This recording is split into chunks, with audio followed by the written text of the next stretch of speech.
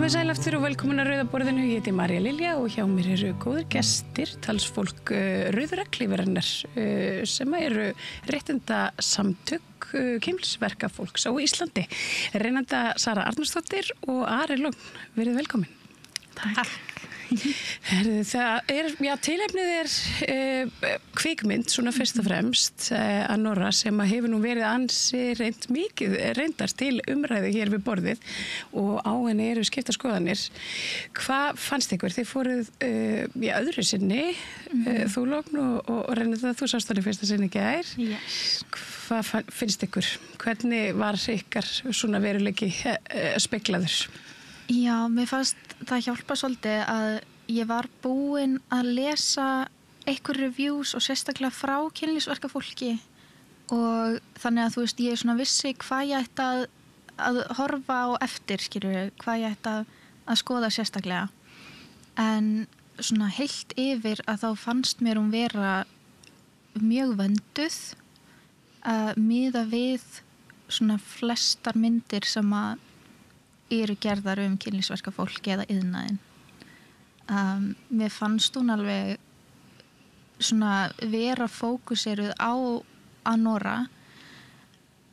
þótt að hún hafi samt verið einhvern veginn í bakgrunnum hjá öllum öðrum karakterinum, svona í þeirra huga. Af því að það var oft sem að, þú veist, allir voru að tala hana í kringum hana. En já, hún var samt, þá var kannski myndavélin í close-up, mjög close-up á hennar andliti og meðan aðrir eru bara að tala hana. Þetta er kannski svona skírskotun einmitt í ekkert okkur án okkar. Já, algjörlega, og það er líka bara svona hvernig oft talað okkur en ekki við okkur, þú veist, bara svona almennt í samfélaginu. Já, mér finnst þetta eiginlega sýna það svolítið skýrt. Og þú veist, ég fer kannski aðeins meira inn í það á eftir en í þessum dúra þá það eins með svona skömmina sem er vörpuð á og þú veist, þegar það er talað Anoru sem þú veist, þú veist, hún er kölluð alls konar slæma hluti og þú veist, mér fannst eiginlega það svona það fallegasta sem hún var kölluð var af pappa Vanja Ivans, þessi ólígarki sem kallað hana Night Butterfly. Já. Og þú veist, í því samt, þú veist, svolítið svona infantilization og svolítið svona tekið af henni valdið, en það sýndi svolítið bara svona hversu harkalega restin af þessum kallmönnum sem að myndin virðist kannski meira fókusa á, þó að vissulega, þú veist, við sjáum alltaf Anoru en myndin tekur fókus á kallmennina og fyrir mér þá fannst mér eins og þetta gæti verið Sean Baker, að því hann er nú bara frekar outspoken svona hvað heitir það, svona baráttu maður kynlífsverkafólks og ég fer að hugsa hvort að hann sé að í rauninni benda á hvernig við sem samfélag tölum horfum á og lítum á kynlífsverkafólk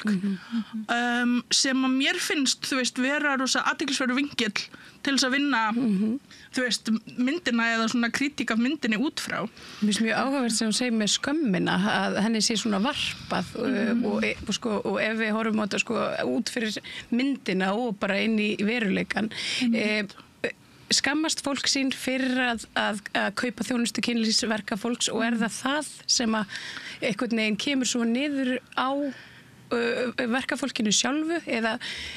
Ég held að það sé bara svona allur gangur á því, þú veist, ég held að það fari rosa eftir samfélögum hvort að, þú veist, fólk skammist sín fyrir að kaupa þjónustuna, en mér finnst það samt ekki svona vera það sem flestir hugsa. Mér finnst það meira vera sko að þessi stöðut vera að minna hana á þú ert bara, þú veist, kynlífsverkakona. Nefnum alltaf að nota þau, þú veist, alls konar meiðirði yfir. En það svo oft líka bara þegar það eru myndir sem að innihalda kynlífsvinnandi karaktera eða personur, að þá svo oft við fáum ekki heila mynd af manneskjunni. Við fáum bara hún gerir þessa vinnu. Við fáum ekki, þú veist, heila svona heilstifta svona mynd af henni, hvað eru hennar langanir utan vinnu, hvað dreymir hún hvað gerir hún í daglegu lífi, hvernig hún með vinum sínum, þú veist, hvað hún að hugsa. Við fáum að giska það á andlitin hennar, en við fáum ekkert að sjá neitt nema sjá þessa kynlífsverkakonu, þú veist. Og ég hefði viljað dýpri sögu, þó vissulega, þú veist, þetta saga, þetta ástarsaga eins og hérna hún Lóa Björk talaði hérna fyrir í mánuðinum. Þetta ástarsaga og það, þú veist, ég ekki surprised að þessi mynd sé eins stór og hún að því að það þarna þessi ástarsaga sem að allir geta kannski tengt við. Hún berskjölduð, hún vill vera elskuð og gaurinn sem hún kynntist bara algjör heigull og bara lúser, þú veist. Og hún hélt að þetta yrði, þú veist, sönn og trú ást og það það sem að, þú veist, mér finnst eins og almenningur sé búin að vera að tengjast við. Að þessi ástarsaga sem svolítið svona universal, maður hittir einhvern, maður byggir upp svona hugmyndir líf eða framtíð saman og svo bara, þú veist, gaurinn algjör lúser og maður finnur út af því. Mér finnst akkurat áhugavert sko að þau náttúrulega kynnast þegar hún að vinna. Og þegar þú ert að vinna bara hvað sem það í klúbbi eða á kaffihúsi eða eitthvað, þú ert með ákveðin svona vinnupersónuleika, en sérstaklega þegar þú ert að vinna sem þú veist, í kynlífsiðnaðinum, að því það bara ákveðið svona, þú veist, þú ert náttúrulega að selja einhverja fantasíu og þú þarft í rauninni að sko vernda náttúrulega kannski svona viðkvæmustu parta af sjálfu þér með því að hafa einhverja svona persónu til þess að reiða þig á, líka því að þegar þú ert að vinna í svona klúbbi, þú veist, þú ert basically að vinna við það að gefa fólki svona góðan tíma, þú veist, skemmta fólki, þú veist, þú ert skemmtikraftur, þannig að þú myndir kannski ekki vera eitthvað svona, allavega að láta sjá það ef að þú værir, þú veist, bara þunglindur í vinnunni, skilju. Nei, það svolítið sambarilegt og bara leikari á sviði. Þú ert að leika í vinnunni. Þetta alveg 100%. Maður mætir, já, þess vegna finnst mér líka bara kynlífsverkafólk svo, þú veist, þó svo að þau hafa ekki formlega leikara menntun að þau eru samt alveg fullþjálfaðir leikarar bara út frá því hvað þau vinna við. Og já, mér finnst það svolítið að því það kannski þessi hugmynd kynlífsverkafólk að það svona, ég veit ekki, komið til dyr eins og það klætt, þú veist, en raunin að maður að setja upp persóna, þú veist, maður vinnu sjálfið, eins og maður í, þú veist, hverja annari vinnu þegar maður að díla við fólk. Maður ekkert endilega að berskjalda sig svolítið eins og hún gerir, þú veist, sem sýnir mér að hún svolítið svona auðtrúa berskjaldið á þann hátt bara. Mér finnst hún samt ekki hafa berskjaldað sig sko fyrir en hann sem sagt telur hann að trúum að hann vilji giftast henni og svona eiginlega svona talar hana í það. En mér finnst upp að því, þú veist, þá var hún alveg bara í vinnu sjálfinu. Hún var bara í þessari persónu sem karakter og jafnvel þó að hún hafi kannski, þú veist, skemmt sér eins og í partíinu sem þau fara í hérna, sem hún tekur svona work wife, það sem við köllum það, en svona, já, samstarfskonu sína úr klúbinum tekur hana með í nýjárspartíið og þær skemmta sér alveg en at the end of the day að þá þetta samt bara svona vinnan, þú veist bara partur af vinnunni. Það stundum gaman í vinnunni. Já, það alveg stundum gaman í vinnunni. En það svona, þú veist, þú ert samt ekki alveg bara þú og það ekki eins og ef þú ert að bara hitta vinnu þína og þú ert ekki að fá borga fyrir það, skilji. Já, kynlífsverkafólk oft einmitt eins og þið segið, kannski því ekki ljáðir neitt svona flóknir persónuleikar. Og þau eru kannski svolítið flöt, auðvitað frægast það bara eitthvað svona Pretty Woman og það yfirleitt verið að bjarga þeim úr innanum, sko. Og þannig að þetta áhugavert að einmitt að við sem komin allavega á þann stað að við getum hort á það í bíó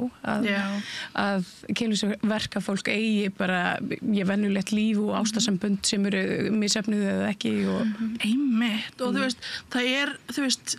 líka það mikilvægt þó að þú veist ég veit ekki alveg ennþá hvað mér finnst myndina, ég ennþá svolítið að melta hana en mér finnst áhugavert að það að koma nýjar vinklar á kynlífsverkafólk og á, þú veist, kynlífsvinnu I guess, en kynlífsverkafólk og mér finnst framtíðin, þú veist, út frá þessari mynd og hún mikilvæg í því að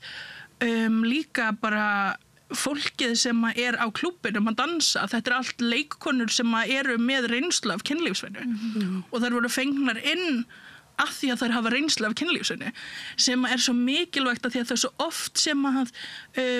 ég bara búið að vera að lesa þetta kynlífsverkafólk með actual reynslu af kynlífsvinnu þó þau séu að fara að leika kynlífsverkafólk í mynd séu bara svolítið svona nei, þetta ekki það sem við erum að leita þó að þau viti nákvæmlega hvernig þau eiga embodya þennan, þú veist, þessa persónu og mér finnst líka rosa mikilvægt að það var ráðið inn svona konsultant, ég veit ekki hvað það á íslensku ráðgjafar, einmitt með reynslu af kynlífsvinnu til þess að gefa, þú veist, faglegt álit og mér skilst að það var bara hlustað, þú veist, mikið á það sem þau hefðu að segja og já, mér finnst, þú veist, og meira að þessi hana workwifi hjá hana Anoru, hún líka sexworker og leikkona og hún var ekkert verri leikkona fyrir viki, þú veist, hún var ekkert eitthvað verri leikkona bara því hún líka strippari og mér finnst það ógeðslega gaman, mér finnst mikilvægt að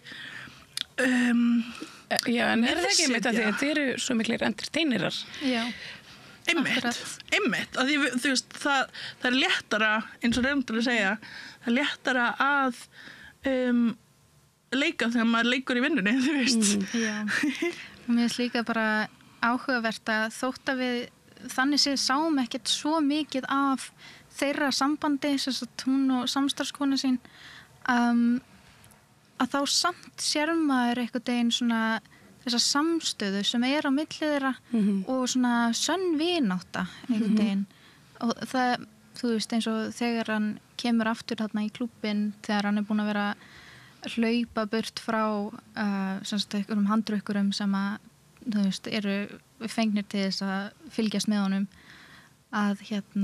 þá fer hann aftur á klúbbinn þótt að þau séu gift og þá þá sem sagt samstarfskona hennar sem að hringir í hana og lætur hann að vita að hann sé á klúbbnum og þannig finna þau hann á endanum mér finnst líka áhugavert bara hvernig klúbburinn var tekin upp, það var rosalega svona raunverulegt sem fyrrum strippari þótt ég hafi ekki strippað í Bandaríkjunum að þá var það rosa raunverulegt, þú veist, þú ert að fara upp að öllum kúnnunum og bara hæ, ég heiti þetta, þú veist, hvað heitir þú? Já, hvað segirðu? Viltu dans? Eitthvað svona og þú veist, þú ert að fara upp að fólki og svo er kannski eitthvað sem segir, þú veist, nei, þú veist ég hef ekki áhuga og þá ferð á næsta þú veist, þetta bara svona og mér finnst mjög flott hvernig þetta var einhvern veginn tekið upp og sýnt, sko. Það gagnrýnin sem að hefur borist svona á myndina og kynningarefni hennar og ýmislegt annað þetta þessi mítan hamingjusömu hóruna, þetta er rosalega umurlegt orðalag en hérna það þessi þetta svona anti-sex worker feminismi sem að svona ruddi sér svolítið kröftulega til rúms hérna fyrir nokkrum árum og hefur nú verið svolítið svona deyjandi en samt sem áður þá lifir hann sko góðu lífi í svona ákveðnum kreðsum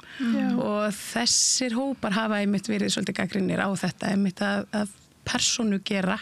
kynlífsverka manneskjuna og búa til úr henni einhverja svona bara normalísera hana í rauninni. Eins og þú veist, eins og það að við séum til séð að normalísera okkar vinnu eða þú veist, það að við sem til sé klám í sjálfu sér eða að það að við sem til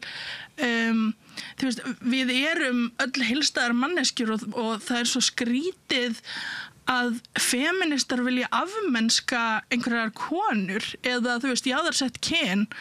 bara út af því hvernig annarkvort þau völdu að framfleyta sér eða þau þurfa að framfleyta sér. Það náttúrulega ekkert feminist að mínum að þetta eðlilegt við það að vera á móti því að sjá fólk sem manneskjur bara því að þú ert ósammála því sem þau ákveða að gera eða þurfa að gera. Með sinn líkama. Með sinn líkama, með sinn sjálfsákvörðunar rétt að ef við megum horfa á ég veit það ekki I don't know en já, ef við megum horfa á kaffibarþjóna og eða jafnvel bara hreingirningafólk þú færir ekki að sjá einhverja mynd einhverja konu sem að vinna sem hreingirningakona og vera svo bara eitthvað þetta að normalæsera það að konu sé að þrífa einmitt, þetta meikar ekkert sens og þú veist, ef við færum þetta yfir á eitthvað annað þá sést svolítið svona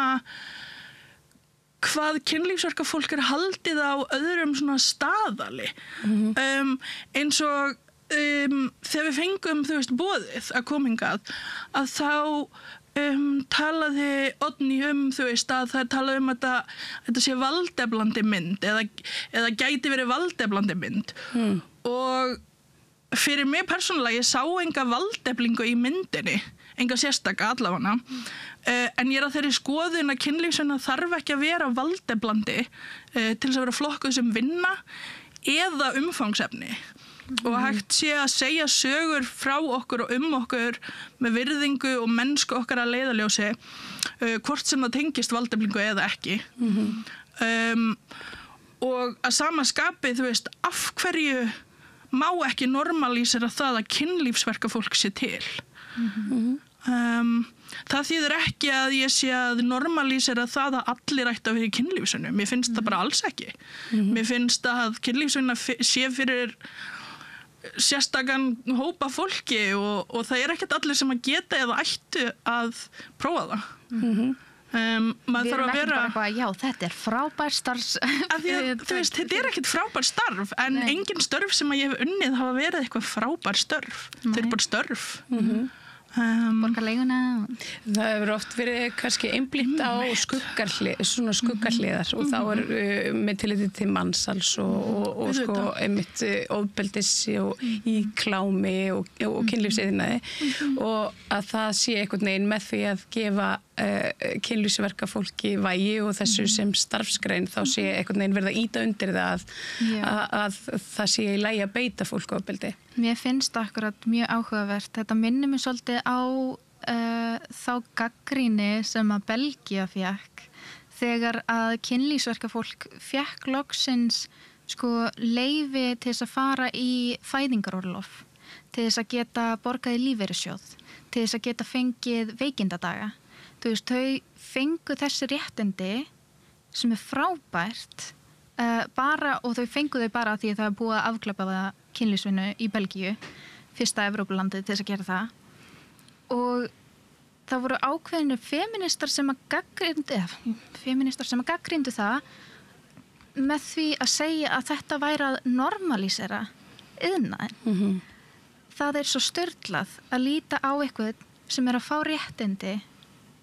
sem að mun, þú veist, bara basic vinnréttindi. Það verður til þess að kannski einmitt svona bjarga þeim frá jaðarsetningu. Já, og horfi á það. Eða leyfa þeim að bjarga sjálfum sér. Já, eða það einmitt, já. Og þú veist, horfa á það og vera bara eitthvað, nei, þetta slæmt. Þú veist, að ykkur fái vinnuréttindi, bara eitthvað, nei. Það meikar ekki sens fyrir mér. En hvernig þetta samtal hérna heima á Íslandi með einmitt afglæpavæðingu og réttindastöðu kynlífsverkafólks? Sko, það virðist vera að fólk sem kannski talar gegn afglæpavæðingu, sem það sem við tölum fyrir, fullri afglæpavæðingu, segja að það sé ekki þessu virði að normalísera þetta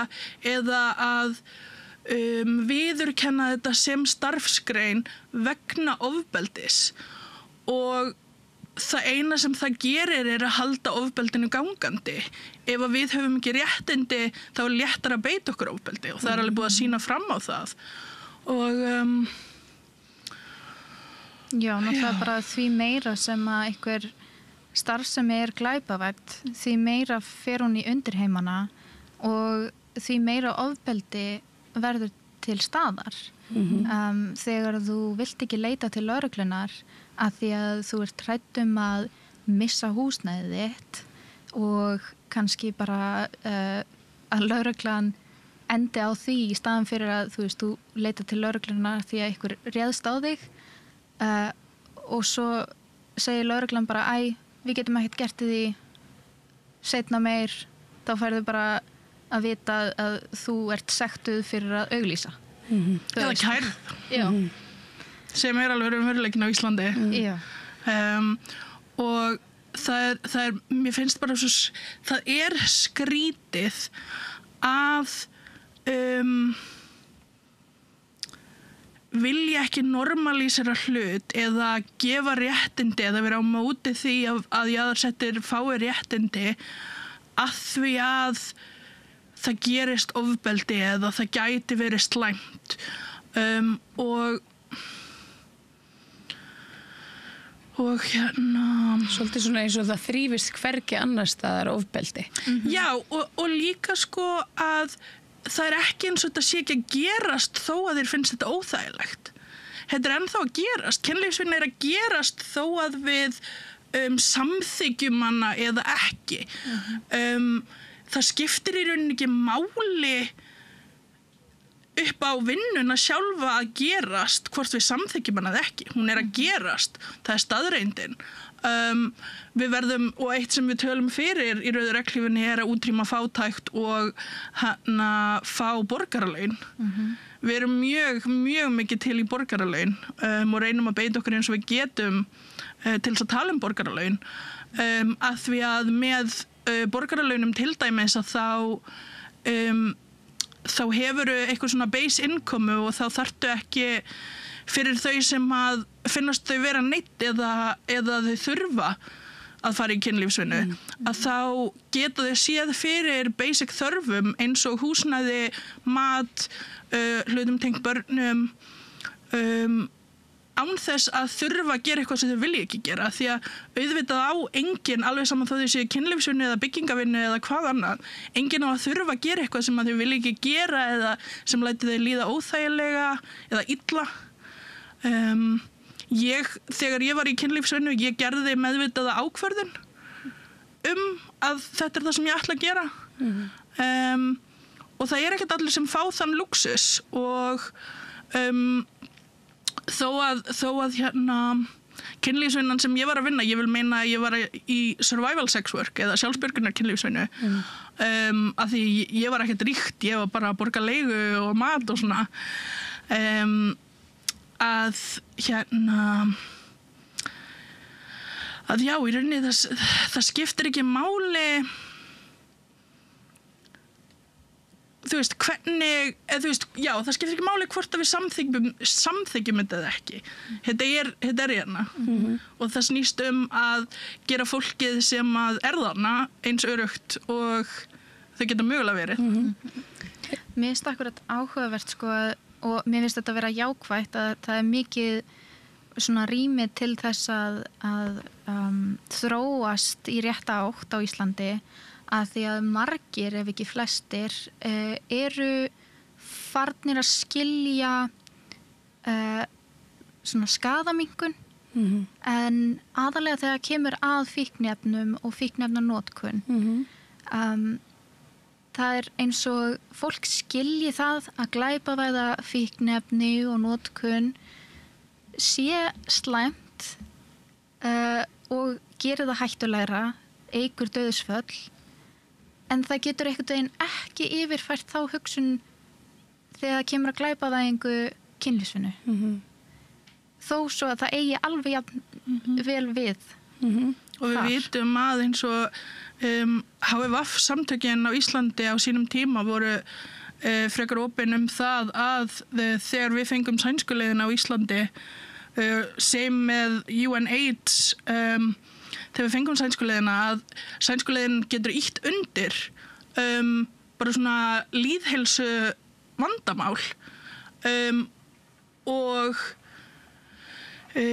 hópar eins og Amnesty International og UNAIDS þau styðja fulla afglæpavæðingu því það er búið að sýna fram á það að lýðheilsa þegar kemur að öllum þessum hlutum, það kemur að HVF og eins og bara apabólinni og alls konar að þá til þess að vernda kynlífsverkafólk þá þurfum við að afglæpavæða alveg því að smokkar eru enn notaðir sem sönnunargögn gegn kynlífsverkafólki til þess að glæpavæða þau og þá er fólk hrætt við að vera með smokka og það er bara huge vandamál. Þannig að þú nefnir hérna sænskuleiðin og nú er sænska leiðin fyrir þau sem kannski ekki vita, hún er þetta að það er í rauninni ekki ólöglegt að selja en það er ólöglegt að kaupa þjónustu. Og fyrir þriðja aðila að hagnast. Og, já. Þannig að ef þú vilt borga fyrir, þú veist, borga ykkurum til þess að hafa eftirlit með þér til þess að, þú veist, vera svona öryggisvörður að þá er hægt að í rauninni lögsækja hann eða hana og eða þau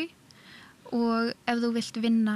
með annari öðrum sem er líka að vinna kynlífsvinnu að þá er líka hægt að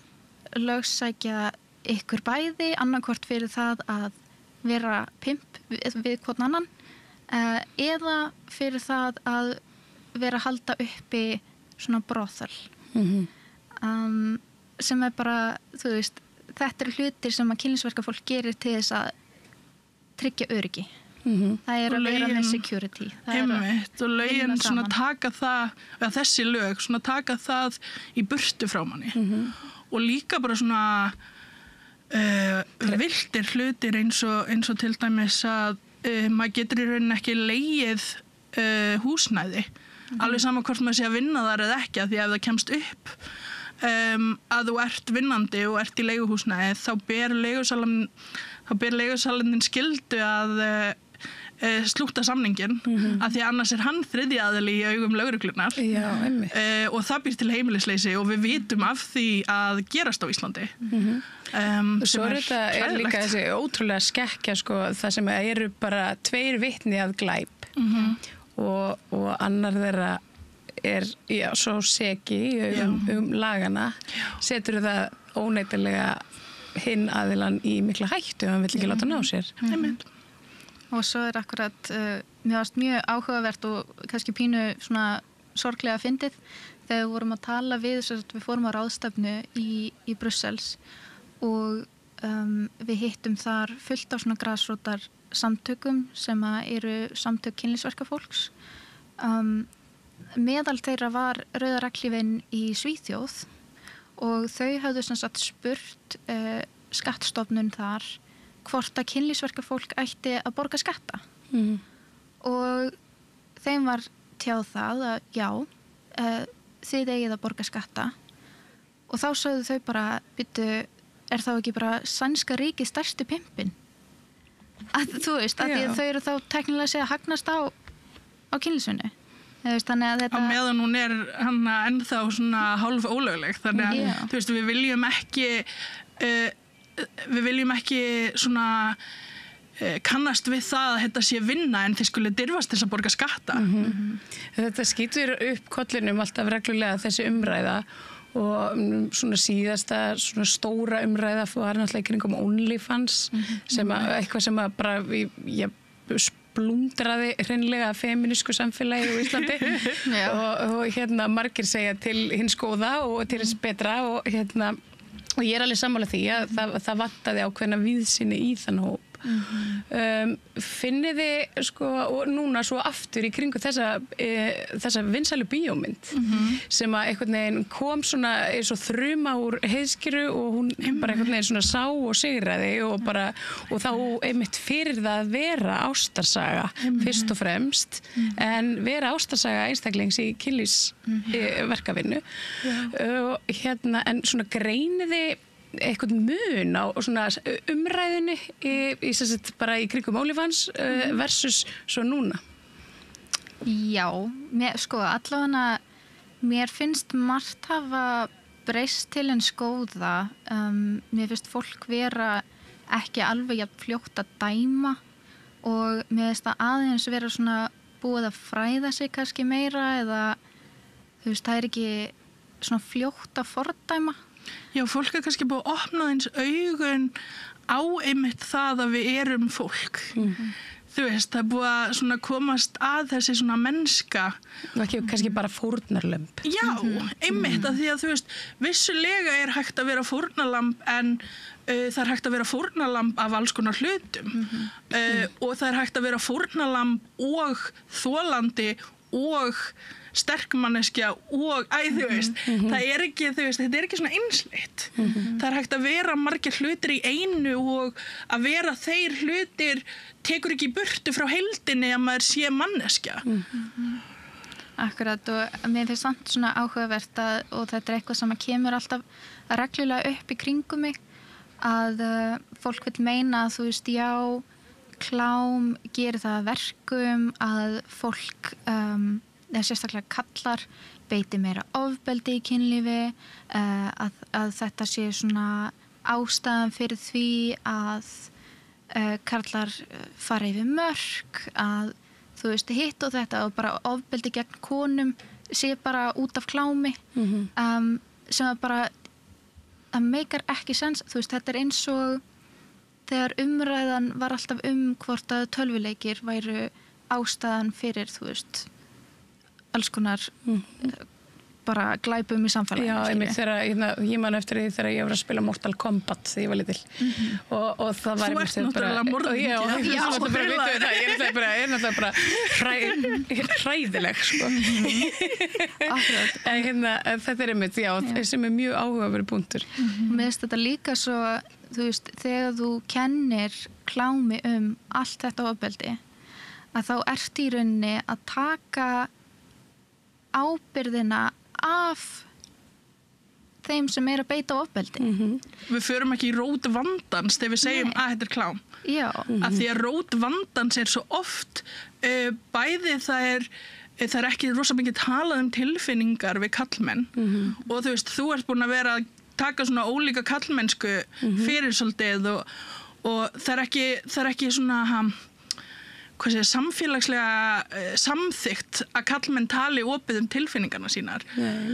Það ennþá ekki virðist vera eða það eitthvað bakslag eða eitthvað í kynfræðslu. Af því að börn þurfa náttúrulega að læra að klám leikið efni og kynfræðsla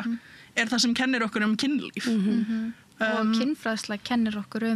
mörk og svona, þú veist, það þarf ákveðið svona fjölmiðla læsi þegar þú horfir á klám bara eins og þú veist ég fór að horfa á Kill Bill þegar ég var 10 ára en ég fór samt ekki út að myrða þú veist alla sem voru óvinni mínir eða þú veist þannig að en mér finnst þetta líka bara svo mikið þú veist ég sé svo oft eitthvað svona anonymous posta á Facebook eða eitthvað svo leiðis þar sem að konur kannski að tjá sig eitthvað vandamál í kynlífi eða vandamál í sambandi með karlmanni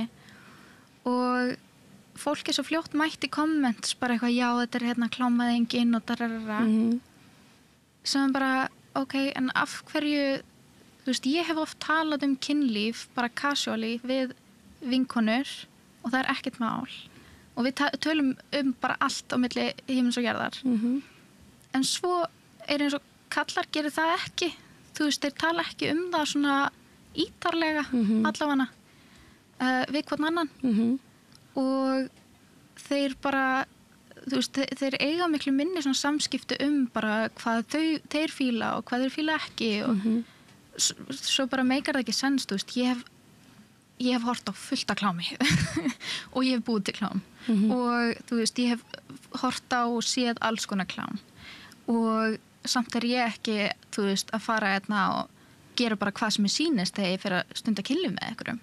þú veist, nei, ég kann að spyrja, þú veist, hvað fílaru hvað fílaru ekki hvað viltu svona alls ekki gera og þetta það sem kynfræðsla gerir kynfræðsla kennir manni að hafa þessi samtöl maður á ekki að fá kynfræðsluna sína í klámi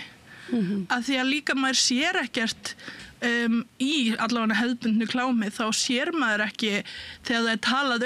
áður, þú veist, ok, hversu langt ætlum við að fara hvað þú ok með, við sjáum þetta ekki að því að þetta leikin mynd og þess vegna, þú veist, við erum allavega alltaf að peppa kynfræðslu að því að það sem að þú veist, það sem að við sjáum bara vá hvað þú þarft á kynfræðslu að halda já og svo, einmitt að þú veist að undirrót kynbundins ofbeldis og kynferðisofbeldis almennt, hún sé í rauninni ekki sótt úr kynlífsiðnaði heldur hún í rauninni miklu rótgrónara samfélagslegt vandamál heldur en það. Einmitt og líka bara svo vandamálið liggur alltaf á gerandanum og gerandinn kannski segir, það klám, þetta sko klám, já, svo erfitt með klám það má vel vera en við erum mjög mörg sem að horfum á klám og við erum ekkert öll að þú veist brjóta á öllum í kringum okkur eða fara of langt og ekki hlusta á makan okkar. Svolítið svona eins og kannski ég mynda mér eins og bara alkoholisti sem kann ekki fara með vín og þú veist drekkur sig út úr og gerir umulega hluti og versus svo manneskja sem að kann alveg að neyta víns í hófi og gerir það reglulega og þetta svona, þú veist, þetta bara einn af þessum hlutum einhvern veginn sem að maður og sama auðvitað með hryllingsmyndir eða bara skiptir ekki máli, þetta einhvern veginn svona en það bara svo leitt að sjá klám alltaf vera, þú veist þetta er svona svolítið moral panic tíman okkar núna klám og mér finnst bara svo erfitt að sjá fólk ekki grafa aðeins dýpra og mér finnst vera ákveðin gerenda meðvirkni í því þú veist, maður vill ekki sjá kannski makan sinni eða bróðir sinni eða systur sinni eða pappa sinni eða eitthvað sem þú veist, gerandi og það, þú veist það ekkert eitthvað rosa hjálpsamlegt þú veist, að því að við erum öll capable á því að gera neikvæða slæma hluti við annað fólk og það alveg hægt að ræða það og það svo óheiðarlegt þegar maður bara svona, það klám það var að því ég horfði á Terminator það að því ég spilaði Mortal Kombat þú veist, það að því á tímabili ég hlusta á Marilyn Manson eða eitthvað, þú veist mér finnst það bara svo að við erum svo fljót að grípa í eitthvað svona frekar en bara að kíkja á actual, þú veist, hvað að gerast það Ari Logn, Renata Sara Arnórsdóttir, þakka ykkur kærlega fyrir að koma hérna. Þetta var ótrúlega skemmtilegt og fróðlegt spjall. Minnstum bíó og mestum bara svona allt og en það var, eins og segi, við höldum áfram að fylgjast með ykkur hér við Rauðaborðið, þegar Rauðareklífin Rauðaborðið, við hljóma vel saman. Takk kærlega fyrir þetta. Og á þeim nótum skulum við enda þáttinn og við þökkum ykkur sem áhlýddu og fylgdust með kærlega fyrir samfélgina í kvöld og öllum góðum gestum þökkum við fyrir að vera með okkur hér við Rauðaborðið og bjóðum ykkur góða nótt. Hjálpið okkur að byggja upp dreifikerfi samstöðvarinnar með því að læka síður samstöðvarinnar á YouTube og Facebook.